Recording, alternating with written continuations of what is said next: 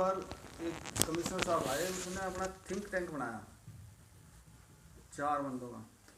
उन्होंने कहा कि भाई ये 4 बंदे हैं और ये मेरे अपने बंदे हैं, ये जिस अधिकारी के पास जाएं और किसी को कोई आदेश दे तो वो कमिश्नर के आदेश हैं, और अगर किसी ने भी वो करी तो उसके खिलाफ कार्रवाई होगी, और ये इनको आप अपना कुछ भी ये पूछे तो बताओ।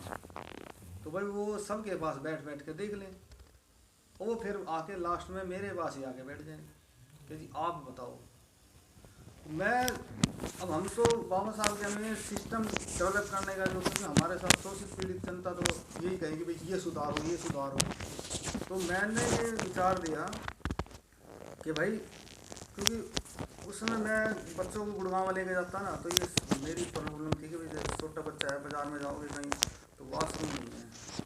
तो मैंने कहा यार एक शौचालय की योजना होनी चाहिए, तो चौक चौराहे पे शौचालय लिखो जी, चौक चौराहे पे शौचालय शहर में कहीं भी, क्योंकि शोरूम तो बना लेता है सेठ, शौचालय नहीं बनाता। जब भी कोई आओगे भाई निकलो भाई निकलो, फिर लेडीज जाती है बाजार में तो कितनी परेशान होती है, काम लगी है ना, तो काम।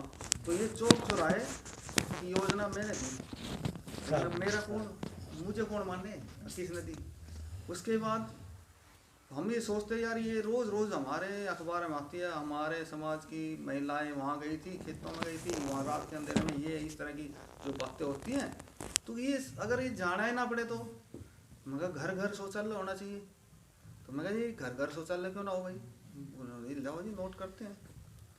फिर आया कि भाई ये वो सारा दिन देखते हैं, मेरे पास पूरे निगम का काम आता, तो मैं सबका उस समय 1 रुपये भी खर्च होता था, अगर इनका 1 रुपये आया तो भी और गया तो भी, उन सब की स्क्रूटनी मेरे साथ ही होती थी, मैं ही करता था। तो सब चीज़ का वो कहते हैं कि आप तो सारा दिन बहुत काम करते रहते अकेले, ये सारे के सारे जो आप इतने किसने लाखों रुपए की इनकी कटौती कर दे तो एक इसमें चेकिंग में तो मुझे डफर है ये।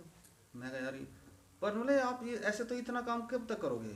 मैं कहा यार देख सुबह से शाम तक लगे रहते हैं, लेकिन बोले फिर आप क्या चाहते हो। मैं कहा मैं चाहता हूँ कि ये पेपरलेस ऑफिस हो, कागज़ नज़र ना आए टेबल पे। तो बोले पेपरलेस ऑफिस का सिस्टम लिखो भाई। तो जो मैं बोलता गया उन्होंने नोट करते गए, और वो ही जब सेंटर में सरकार आई तो वहाँ से जाके उन IAS महोदय ने वो वे चीज़ें चला दी। उसके बाद काम करता है ना दिमाग कैसे करता। तो मैंने सोचा यार इतने दिन हो गए अब बाबा साहब का हम इतना खा रहे हैं तो कुछ करना चाहिए। तो मैं गया सुनार के पास गुड़गांव, तो मैंने कहा यार एक बाबा साहब का और एक उसके साइड में मतलब दूसरे साइड में गौतम बुद्ध का एक चांदी का सिक्का मैं चलाता हूँ कि भाई ये चांदी के सिक्के मैं कहीं जाऊँगा किसी के ब्याह शादी में चलाते हैं तो मैं एक सिक्का दूंगा भाई, तो बाबा साहब का प्रचार होएगा, अगले का मान सम्मान हो जाएगा, मेरा क्या जाएगा, तो एक बार सबको बांट देंगे। तो ऐसे अवसर की मैं तलाश कर रहा था भाई, मैं कई जगह गया भाई वो डाई करवाओ ये करवाओ वो सिस्टम। जैसे ही मैं ये फाइनल अब आज जाऊँगा तो अगले दिन मैं पढ़ता हूँ कि 125वीं जयंती में 125 रुपये का सिक्का भाई वो मोदी से खबर आ गई सब भाई। फिर अब मैं कहने लगा यार ये तो सिक्का आ ही जाएगा, अब तेरा काम तो होएगा, तेने क्या ज़रूरत है भाई ये काम हो जाएगा। लेकिन उसने ऐसे रखा सस्पेंस, वहाँ तक सिक्का ही नहीं आया। एक दो गिने चुने आए तो कोई मतलब वो करके वो डंप कर दिया ना, इतिहास बना के उसको ख़त्म कर दो चला दिया।